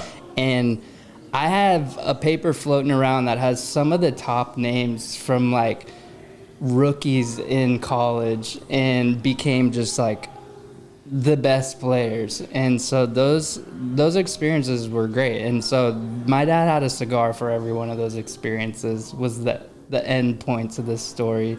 And so he'd have a cigar when we were cooking out before the game. He'd have a cigar on the sidelines while we watched the practice. He'd have it while we played golf or whatever. I'm pretty sure that's how we started this conversation. I trailed off. But so just the smell of a cigar is like very nostalgic for me. Like anytime I smell, because people will be driving around in their car smoking cigars, and I always have the window down. I'll get a whiff of it and think of my dad. And so I feel like a cigar painting's coming up real soon. I think that needs to happen for sure. Sounds like a fun painting. There's some pretty lame ones out there, but I think I could probably do something pretty cool. Yeah. So what are maybe some of the other mediums you've played around with and like you do? Because I've seen you do spray paint stuff, like graffiti type art, and you play with the acrylics, and like I've just seen you do a lot of different things. Like, is there one you're like really getting into now, one you're experimenting with, or are you still just kind of, what's the angle now? Now that we're like full time and you kind of, I know you said that the painting you donated is kind of an older style, was something you were really working with for a while, but now you're kind of, you've done the car thing, you're doing that. Like what are you kind of being inspired by now? What are you working with now? So still working with acrylics, still working with spray paint. I've always been against oil just because it takes a really long time for it to dry, and I just don't work. I don't really work slow. I like to work with energy and move fast, and acrylic dries the fastest, but I have lately tried to get into oil, and it really isn't that hard compared to acrylic. It's just the dry time. And so I've been playing around with that. We got a sewing machine. We've been chopping up clothes, making clothes. I made some merch for the art, and been doing spray paint murals. So that's what I gotta do. I gotta get him a picture of that hoodie that Luciano wore in here, and maybe he can design me something like that. Did you? Oh no, you weren't up here. Then when he came in a couple weeks ago. Yeah, I didn't. I was holy there. Shit, that was like. You had a hoodie from the company. No, I don't know, man. Like Luciano is like cigar god. Like he's one of like really great cigar crafters in the industry. He came in with this hood. The only way I can describe it is like a combination between like a poncho and a hoodie. But like the hoodie almost looked like he was wearing a bulletproof vest, but it was all layered and had like all these like kind of like how the middle part is on yours, like where it looks layered like a patch. Like patch. Everything was kind of like sewn together and like real like frayed and raw, but like even man, just your description of it's kind of like dope. Fuck, that was sick as shit. Not many people could pull it off, I don't think either. Like, but like Luciano came in and it was like a boss just walked in the room, and you're like, holy shit, like With a He name. does look like a guy that needs a bunch of security but never has it. Yeah. I mean, but he came in Because he's that guy. Yeah. he came in with a crew, bro. Like Really? there was like 5 people with him. Like Ed Trevino, the cigar guy, was with him, and like a couple other guys that I don't know their names, but I recognize. They were in town them. for another event down south. Yeah, That's why. So like, but he had a group of guys with him that like, I mean, but like when he walked in, like you just saw like Luciano was like the leader of the pack, man. I mean, Luciano is like one of the nicest guys in the world, like, but came in all like just Mr. GQ with the like freshly shaved head. Like came the in, don't just talk to rolling me and, look. like, no, I mean, I don't know. What do you think? Like some people that didn't know him would like, he like say he had to like don't. Like he's just Like, the you like kinda- nicest. you're like, most that's old- the guy. Give him his space. He will scare the Laid shit back. out of you until he talks. Sure. Yeah. And then because when a serious face, he'd be like, hell no. But the minute he talks, dude, he's the nicest, warmest, coolest, will talk to you. And then when he breaks down how he blends and makes cigars, it's literally like you just went on this epic journey of weed smoking and unicorns. Love that. Yeah, it's poetry, man. He's a craftsman. Oh, And he's so all day. well spoken, man. Like All day. His posts on Instagram and stuff, I'm just like, damn, like dude just like killed it. Like And his this cigars are post, like I mean, fire. he could be talking about like something his wife's doing. And it's like most poetic, well written thing you've ever heard, and you're just like So you could probably relate with your creativity. Like, he doesn't sleep. Sure. He'll wake up at 3 o'clock in the morning and he'll grab cigar leaves that are under his bed and he'll create a cigar. Like He's an he'll he's an dream artist. it. He's an Yeah. And he has Yeah. some other, I mean, I think it's actually like a condition or Yes. something like that, like where he like, if you like, he has to sometimes be in like a darker room and stuff Yep. like that. Like music, he sees colors Yep. and stuff like that. Like it's wild. Synesthesia, I think it's what it's You, called. I mean, if you that said might be music to color. Is that what you? That's what you said, right? Yeah, synesthesia. There's this music artist I really like. It's Tosh Sultana. She had like a psychoactive breakdown and was hospitalized for a while. Came out, was like a genius at playing music and creating sounds like live. And now she's like a huge touring artist through like this act of synesthesia that happened in this crazy way. That's fucking gnarly. Like, I think, so dope. Kandensky, do you know who that is? He did kind of like the crazy art back in the day. He's from another country, but he had the same thing. He listened to music, Yeah. and what he painted was what he saw through sound, I guess. Okay. Yeah. So where are you going for inspiration now? Like, where is your inspiration coming from? Like, what are you? I Where are you dive. kind of, maybe I'm not asking that right, but I'm No, trying no, to no. like ask the I right. get that question often. I think people can ask it in different ways, and you kind of answer it in different ways too. But for me, I am not one to like search outwardly all the time for Yeah. inspiration. Like I genuinely am kind of bored by a lot of artists right now with like a lot of redundant art or art that's just everybody else is creating. And I mean, it sells because everybody loves it, but it's just like I'm so done seeing it all the time. So I look inside, just a little lame sounding, I guess. But yeah, I try to create from my feelings and whatever connects to me emotionally that I'm going through in life, or see like an image or something like that. I try to tell a story out of Yeah. it. I wish I could think of this guy's name right now. I follow him on Instagram. He's a Miami-based artist, and he'll take like, it's like this robot-looking like. Do you remember like? Did you ever listen to I Used? probably know. Did you listen to Used? Mm-hmm. You remember that like whole robot series they did where like the head of the robot's like a TV from like the 50s looking Sure. thing, and he has these like wild primary colors like melting out of this like whatever he's doing, or he has the little elephant, and like it's like there's this really surreal like real object, and then it's the colors just kind of like exploding out of it. But he's gotten really huge. Like every art show he does like sells out like instantly now. Is he older or new? He's a Hispanic guy that used to be a tattoo artist, I believe. Like but he's really. I'm almost certain if I saw it, I'd know exactly. I'm gonna have to when we get off here. I'll search my Instagram. Someone who is like a staple for Miami was an artist named Brito, and he's like the artist you see like in the airport now, and he made very vibrant, like colorful art, kind of like what you're saying. Yeah. And he drove around in this old Rolls Royce that was just covered in his painting, and that's just how he cruised the town. And you'd see him. Is that idea of seeing people casually. Yeah. Like, you just see this artist in his Rolls Royce that he painted himself, just kind of like cruising with a cigar maybe, or just like in his fedora. But yeah, the guy you're explaining kind of reminds me of like the old head version of. It's just like it kind of blew my mind when I was talking to Mandy not too long ago. Like, I had to ask her, I was like, so is the girl in your paintings the majority of the time? They're like, is that you?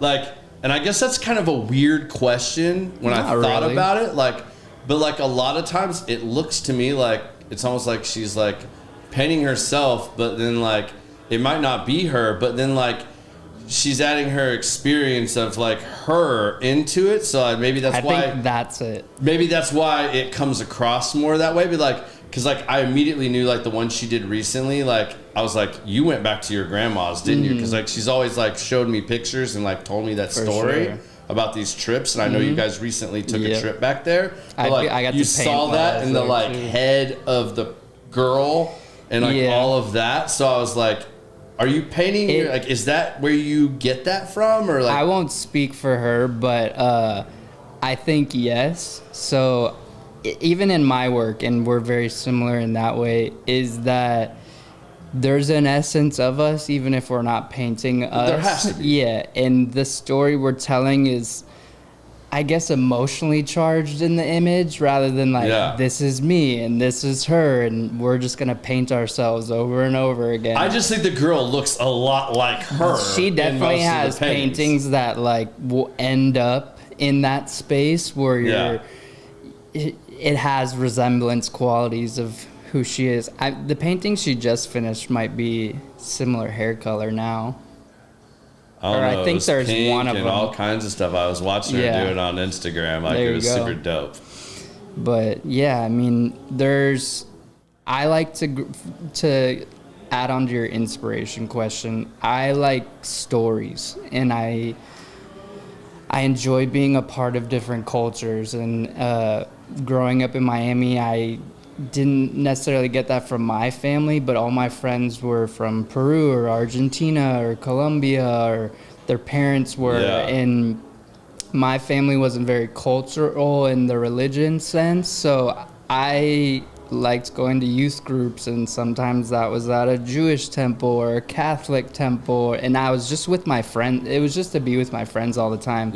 But there was a lifestyle behind that. There was an influence choice. In college, I drove around listening to a lot of the music that my friends' parents probably would have listened to growing up in San Marcos, Texas, just bumping that kind of music. And I try to tell stories and paint from a place that reminds me of how those experiences felt, like cooking a pig at 8 years old in the ground wrapped in banana leaves, and the parents telling you that, oh, well, we're gonna eat at 12 at night because that's when the pig's gonna be ready. And it's not like dinner at home where dinner's ready at 7:30 7 or whatever it is. And it's just different. And growing up in that, it really let me kind of be whoever I wanted to be, in a sense, where my parents were strict in a way, but they were not strict in the best places. So,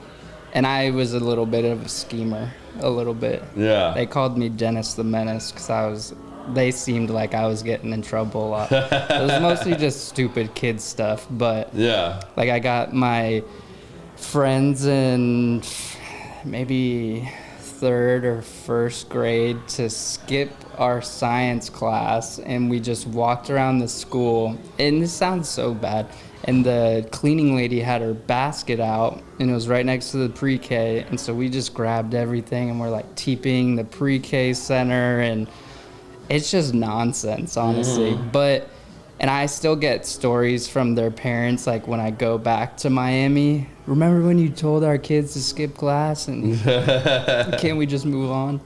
Yeah, right. But, can we forget about that? Yeah, there's a bit of recklessness, a bit of danger that I think kids nowadays can't really experience in the same way. And I think Honest and the things we're doing are trying to bring back elements of what that experience was for me into people now who are kind of trapped. That's cool, man. Trapped in the tech a little bit too much. Yeah. What do you listen to music while you paint, or you want it silent? Do you watch stuff? Like what do you create in your setting, like, to kind of get you into your zone? I used to just always have music playing, and especially having like social anxiety. Just having earbuds in made me separate from the world completely. And what do you listen to? Everything. I go through phases, and I also just listen to everything in general. Yeah. Lately, so music is very mood. Yeah, for you? mood. Well, so it is for me. Growing up, I didn't understand that. Yeah. That it really was affecting who I was as a person and my moods, the music I was listening to. And so I kind of geared my life in a way, how am I feeling today? That's the music I'm going to put on, or that type of experience. Lately, it's been a lot of like Black Pumas, Otis Redding. And, dude, yeah, I dropped the Black Pumas in there. Who was I just listening to when I drove in? Something Womack. I can't remember, but it was California Dreamin' by something Womack, and it's like one of my favorite redos of California Dreamin'. It's real slow and kind of psychedelic a little bit, but yeah, all over the place. I try to not get too heavy in it, so if I need just quiet in my brain, I will shut everything off. Have you listened to Bastards of Soul? I have not. You need to check that out. If you like Black Pumas, you'll like Bastards of Soul for sure. Like, that'll be something dope you'll vibe with, I'm sure. You'll have to check that out. Let me see what that song was. Bobby Womack, California Dreamin'. It's great. You guys go check that out. All right, we'll put that on the list. We'll put that on the list. Drop your website real quick. I don't think we've done that yet. Like, tell everybody where they can go find you. Website is the same as Instagram, honestlabel.art, www.honestlabel.art. Obviously not for Instagram. You wouldn't put the www. But yes, go check that out. Mandy's stuff is going to be on there soon. We just kind of kickstarted it because I had a lot of stuff ready to go, and we were building out the website. But Honest Label is very much me and Mandy. She goes by Mrs. Honest. I go by Honest. So you guys done any collab paintings together? We do a ton of collabs, and they're the fastest paintings to go. That's why it's a bummer. But so we never get to show anybody really any of the collabs because they're gone. We'll do a collab, bring it to a pop-up, and that'll be maybe the one that sells. The first piece that goes. And it's because people love hearing our story, which is a fun story. And I think there's a little bit of a love story whenever you get a painting from us. And honestly, our paintings very much look like love stories a lot of the times. A lot of Greek sculptures with my kind of abstract painting styles as far as like the street art aspect of it. So it's a cool it's not what you usually see, which is like Poseidon with graffiti behind it. It's more of a true love story of these Greek sculptures falling in love, and there's like a lot of bright yellow tones or a neon color flashing and hitting the face. They're cool. But yeah, we do tons of collabs, and we're excited to just do more. That the mural you've seen at Design District, that we did that together, and so she wanted to do a mural, and I reached out to the guy, and he hooked it up, and so we did a mural, and she did half of it, and I did the other half, and we kind of forged that idea. A couple together. that paints together stays together. Yeah. I mean, we're fiery, too. You get it too people with a lot of imagination trying to do a business together and be lovers at the same time, it's tough.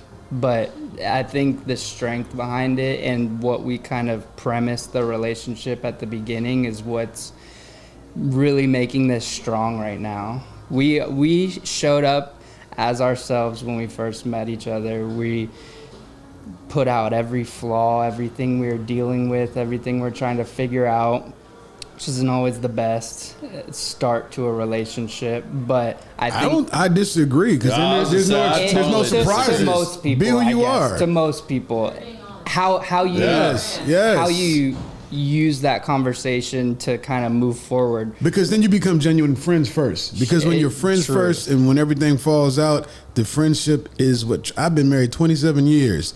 Trust me and my wife, we still don't do business together, but we guide each other because we just have different beliefs a little bit on how we do business. So we finally agreed to where I'll do the marketing for her stuff.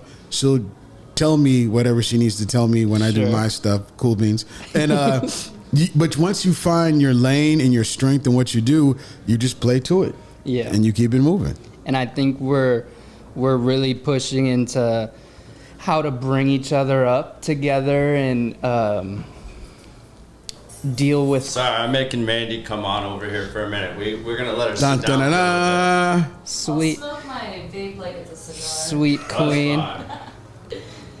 Welcome to the show. Hello. I'm gonna go over here and jump on business mic. There you go. We got some family watching. Dude. Yeah, cool. Awesome. Welcome to the show, Mandy. Yeah, just pull it up close to you, or it's like about a fistful away from you. You're louder than him, so I don't think we have to worry about it. Yeah, just a little bit. Yeah, you're good. Yeah, we got you. She's definitely louder. Yeah. Well, I just got off work at a bar too, so it's all right. It's been super loud. Yeah. I usually am pretty loud when I get home from work. And he's like whispering and stuff. So what do you think our journey's been like in the art world, or trying to do honest label together, been like for you? It's kind of created like structure in my life, and like in the past before I knew him, I've painted like my entire life, but I didn't have that structure, so it was always like I'll paint 3 months and I'll go really hard, and then I'll kind of like burn myself out and be like, okay, I'm not gonna paint for the next 6 months or something. And so when I met him, he's like, I'm kind of busy right now doing this thing, so like I don't know if we can like date or hang out as much because I'm committed to this. And I was like, I want to be committed to this. Like I've wanted to, but I haven't been able to like hold myself accountable to it. And so just put me in that position, and I've just like mental health, like all that shit just improved so much because I really just need to be doing that. Like I'll say I've seen the change in you since you two met. Like it's been super cool to see the chemistry that you two have. And I can remember you telling me about a painting you were like struggling with, and Steven was just like, all right, you were gonna just scrap it. And he was like, no. He hates when I scrap that. He's like, maybe think about X, Y, Z. And you're like, and then I just went back to work on it, and now I love it. And you're like, it's my thing now. Like sometimes I'm just like in the mood. If I'm like so over a painting and I don't know where it's going or something, like in the past I would just throw like a bunch of paint over it and just start from scratch. And when he sees that, he's like, you just put so much work into that last piece. Like it's kind of like you're wasting paint. What are you doing right now? And I'm like, true, I've never thought about it like that, because paint can be expensive.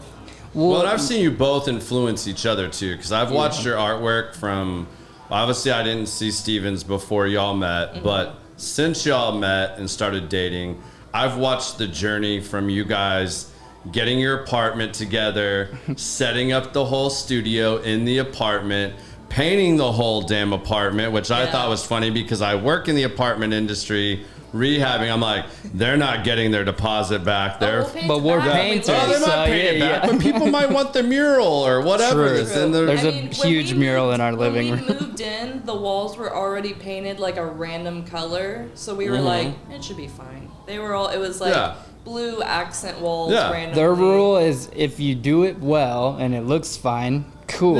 They're not gonna pass a mural, but it would be cool to like just redo the whole apartment, then give it back to them, and they're like, "Oh, we should change every other apartment to match this now." But I mean, I've watched both. Yeah, I've watched both of your art, and I think you guys have inspired each other, which I think is even cooler because now I've seen both of your artwork go up a notch.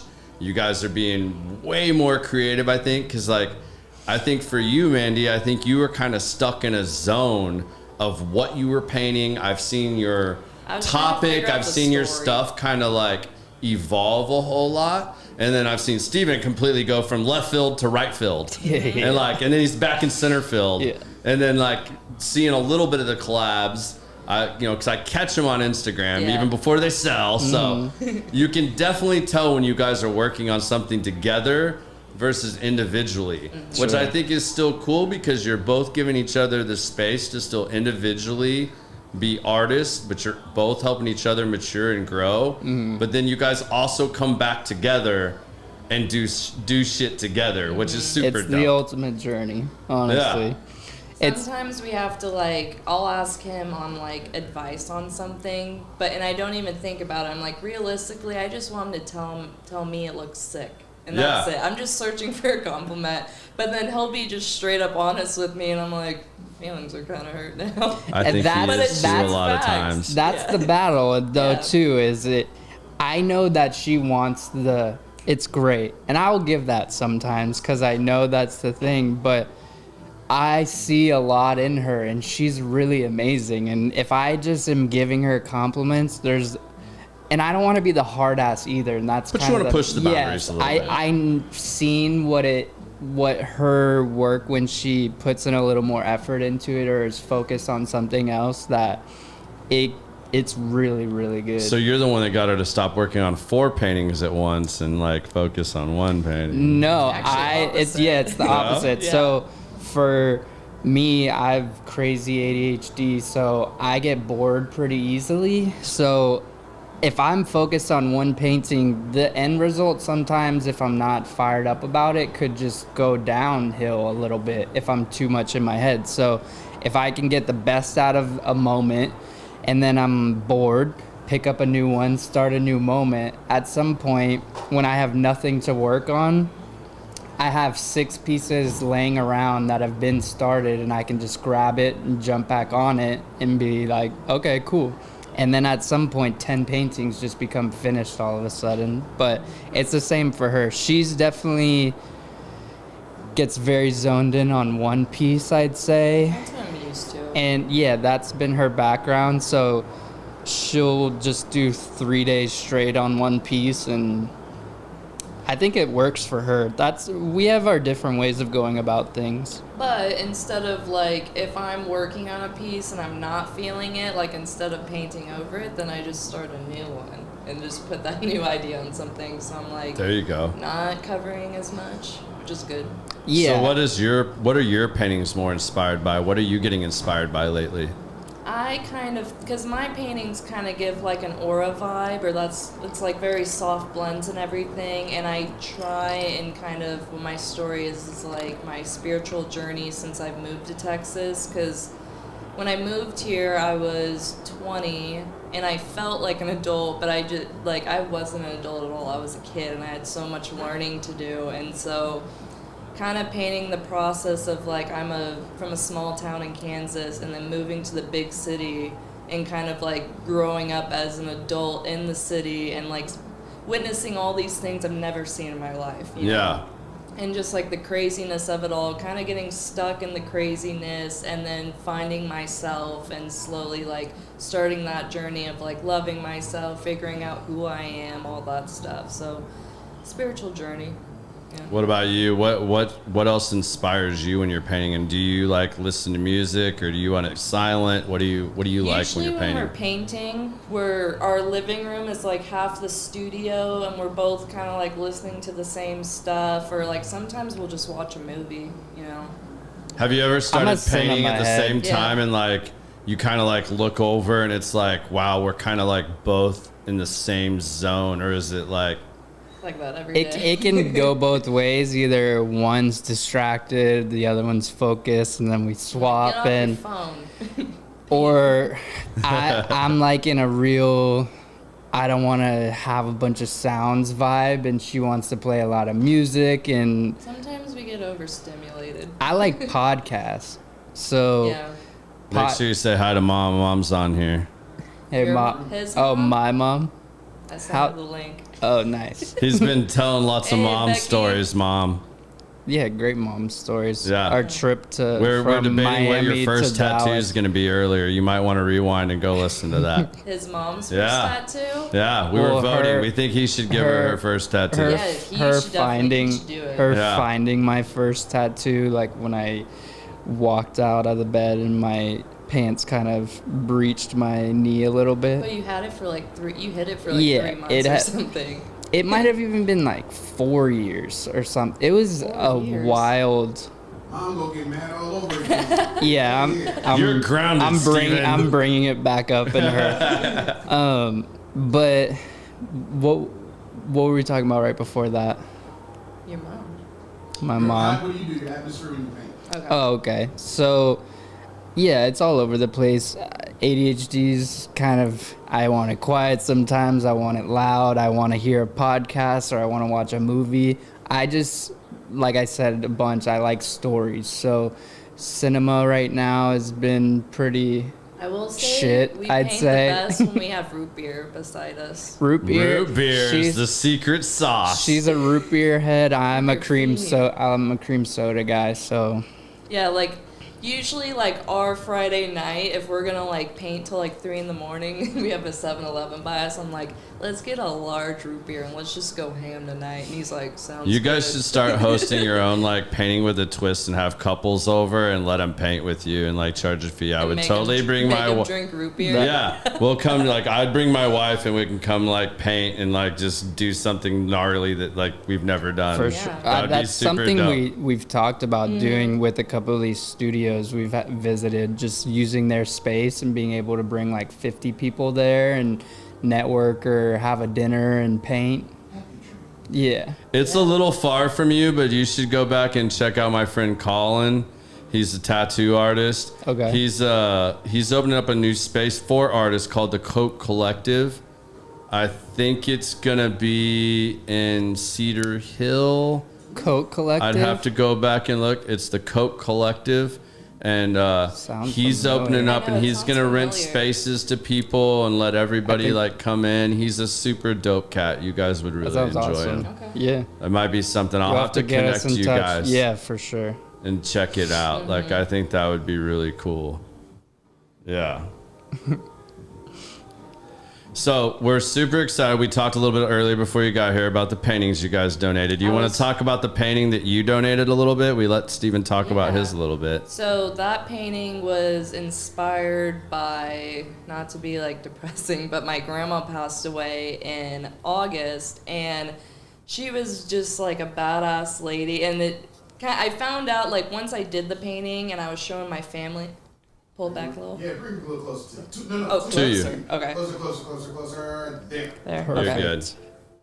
So I did the painting off of like the girls kind of like holding the gun like this, just like a badass pose, and then she passed away on a full like blue moon. So it's kind of based on like blue moon. It's called Blue Moon Gals, and so it's got like a moon in there. She's like this, and the girls all in blue. And so I showed my family this the next time I saw them, and they're like, did you know that's her signature pose? And I was like, no.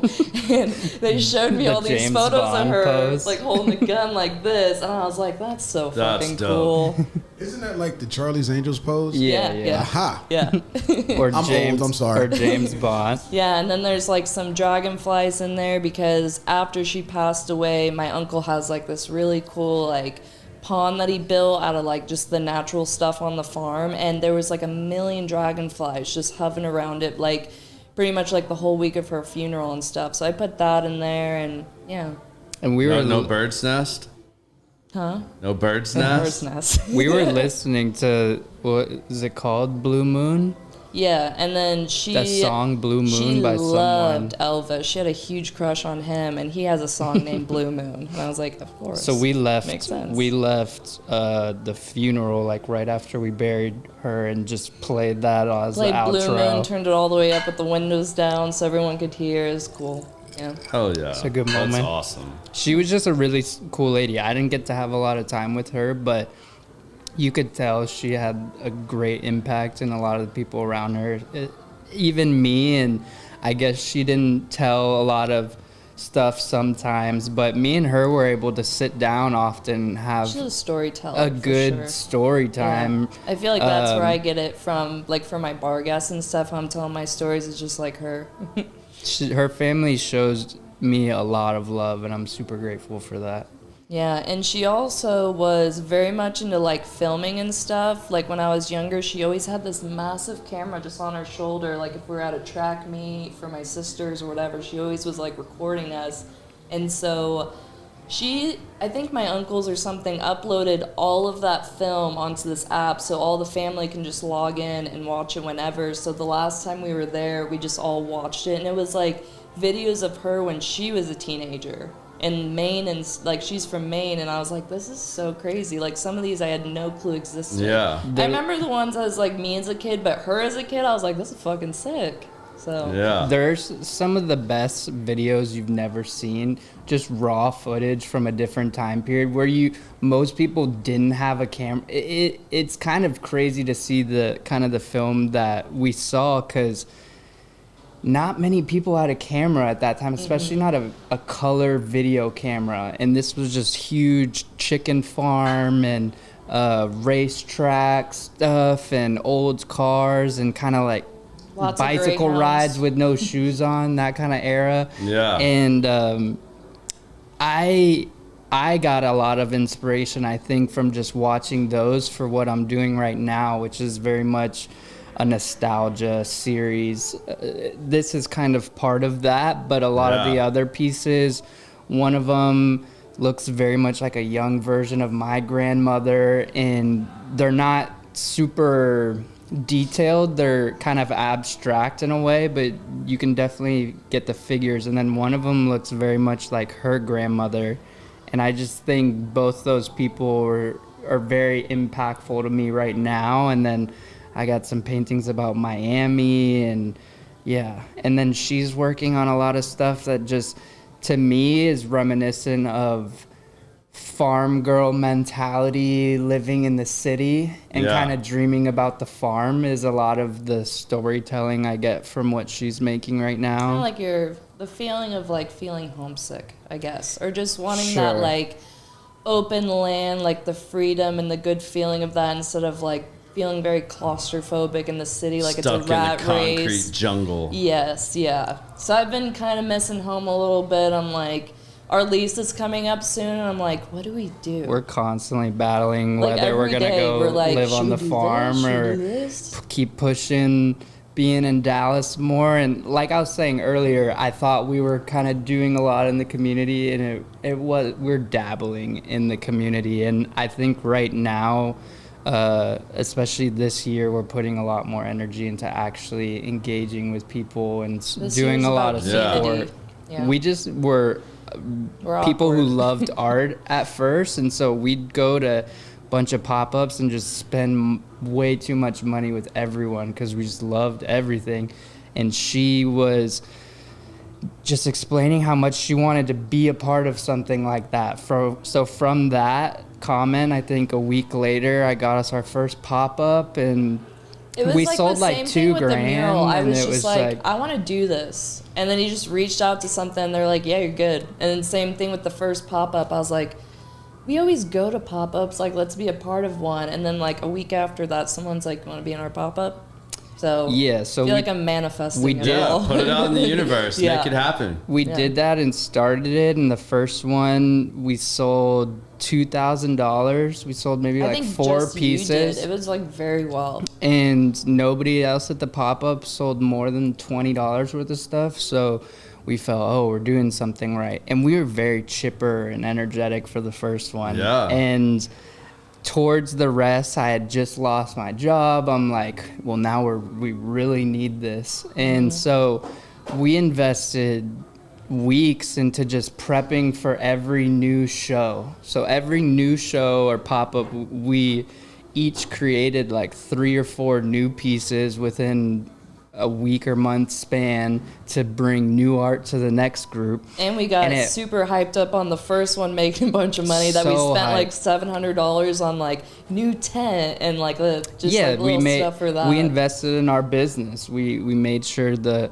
first one was so janky. We got a $20 blue tent with on our Facebook bright color Market the art. night before, and it was broken. We had, but we made it work. The metal wall racks you have like in your garage, and those are what supported our art, and it was raw, and I loved everything about it. The fact that we were supplying street or fine art on the street, and it just looked grungy, and like we pieced it together. I thought that was the coolest thing. Yeah. And the next 4 shows flopped harder than anything. So big flop. And which I kind of felt like was going to happen because it was so good the first time that I was like, we gotta like get connected with reality, you know? But every time it didn't stop what we were doing. Every show we invested more money into the next show, which was less into the visuals, more into the paint and canvases. And so to this day, we keep just showing up with new art every time, and 4 flop shows, and then we got a decent show not too long ago, and now we're sitting on a bunch of solid work ready to put out in the world. We're doing our marketing. And spring is right around the corner. Yeah. I mean, I'm really enjoying your painting even more just sitting back here in the background, like looking at it from a little bit more of a distance. It looks really cool. Yeah, it looks dope. Like I'm it's different. Enjoying it. It's got a different feeling to it than a lot of the art that I'm seeing right now, and that's kind of what we're trying to show up as. My favorite part about this piece is I was sitting on the couch with him, and he was about to do the numbers, and he's like, what numbers should I do? And I said 337, and you were thinking like the same exact number or something. You're like 577 or something. I was looking up references of like real cars of that era and how they would number it and where the stickers would be, and doing my nerd research, getting real into it. And it wasn't always common to have 3 numbers. But few cars had them, and I definitely didn't expect her to say 3 numbers when I asked for a number. And the picture I had up was a 57 Chevy, and I think it said 857, and it was like the first one I saw that had 3 numbers, and I'm like, hey, what number should I put on this? She's like 377. And I was like, okay, that's weird. I was like, that's weird. You were praying she was going to say 305, weren't you? No. That would have been too, like, a nail on the head. But, yeah, she said you know why I said 377? Well, 3's, like, her favorite number. Yeah. And then we are gambling too much sometimes. No, that's not why. Blazing sevens is my favorite slot machine. It was not nice to me in Vegas, though. I would have gone with 3 sevens on there. 377s on that wine bottle I really like, the Noble Vines. It's called Noble Vines 377s. That's what, like, first thing that popped in my head. Shout out to her aunt and uncle for that. Yeah, that was at their wedding. Now I'm addicted to that wine. It's a smooth wine. Those are my 2 favorite numbers, so... There you go. If you guys are looking for a cheap red, that's Cabernet, very good. Sauvignon Noble Blanc. Vines. There you go. 377. All right, well, I want to ask you guys a couple more questions that we end every show with. But first, I'm going to jump back real quick, not to be Debbie Downer again, but we're a little over a week away from the big fundraiser. March 30th, Saturday, right before Easter. You guys can come knock it out the park for Naz. You know, he's battling stage 4 cancer. He's got a 3.5-year-old son at home, wife. You know, we really want to make this so that, you know, hopefully while, you know, Naz is head of training at Lifetime Fitness, he obviously is not, as much as he thinks he is and is trying to, he's not going to be able to train people the entire time he's going through this process. So we want to raise enough money that we can put some of those financial worries to the side, and he can really focus on trying to heal himself. So, you know, like I said earlier, we've got a lot of really dope stuff opened up for the silent auction. This is going to be at Will Call Bar. They open at noon. They're open till 2 a.m. We're going to go from 2 to 10 p.m. You can stay as late as you want, do whatever you want, party, but the silent auction is going to go from noon to 10 p.m. We're going to cut it down. It will be online. So even if you can't attend the event and you'd like to donate, you can go on there. You can bid on some of the items, like some of their beautiful paintings we've been talking about. There's going to be a lot of other stuff you can auction off on there that you guys are going to be able to bid on. You can also, we're going to post a Venmo link. It's on the event page. If you haven't got it from me and you're interested, send me a message. I'll make sure you get the invite, the link. We'll get you guys all on there. Again, we're going to be starting off, I think the first band, I might get one more in here that might start at 2 if I can make that happen. I got to reach back out to somebody that reached out to me, but starting at 4, set lineup for now is going to be a band called Dream Fever out of Denton. They're going to be like your Allison in Chains sounding band, if that's how I would describe them. They're super dope young kids out of Denton. Super, super talented. Then Terry Tompkins, who plays in the symphony for Dallas, also does a lot of music. He's going to come out and play an acoustic set, probably around 6. And then we'll have a short little intermission after that. And then we're going to cap it off with the Paco Estrada. Most of you will know him from his South FM days, but he is a famous singer-songwriter here in Dallas that writes for a lot of people like Nothing More. He just went in the studio with Blue October. So Paco is going to also sign a guitar. We're going to give away an acoustic guitar to somebody. We're not give it away. We're going to auction it off on the silent auction. We will have the paintings and the guitar for sure on site if you want to check it out. But again, this is a free event to attend. We ask if you are attending on Naz's behalf, treat it like you're being charged a cover. Donate whatever you're comfortable with. There'll be Venmo signs up all over in Will Call, and you can make whatever donation you would like. And then come out, have some drinks, listen to some good music, meet some people. There's going to be all kinds of walks of life out here. We might even do, I think Biz and I might even auction off a podcast. Like, so Ooh. If you've wanted to be on the podcast and would like to donate, we'll do an entire show just for you. You can come on here, chop it up with us. Like you guys know, I supply the cigars, I supply the drinks. Come out, have a good time, but we're going to do that. It's a good time. Yeah, it's going to be a great time. Like, we're going to have a lot of fun. The last one I did like this, that was going through cancer. So that's the goal I have out there. So you guys come, kick that out of the park, and that's what we're going to do. So time to wrap it up now. We'll have you guys back on sometime soon. Yeah. But show's called Common Sense. So the first question we're going to let each of you answer because you guys don't have children, but I thought you were going to say common sense. Yeah. We'll make up, we'll just roll with this still, because I still like to ask this question. If you were able to give maybe a young aspiring artist or something one piece of advice, what would that piece of advice be? To fully commit.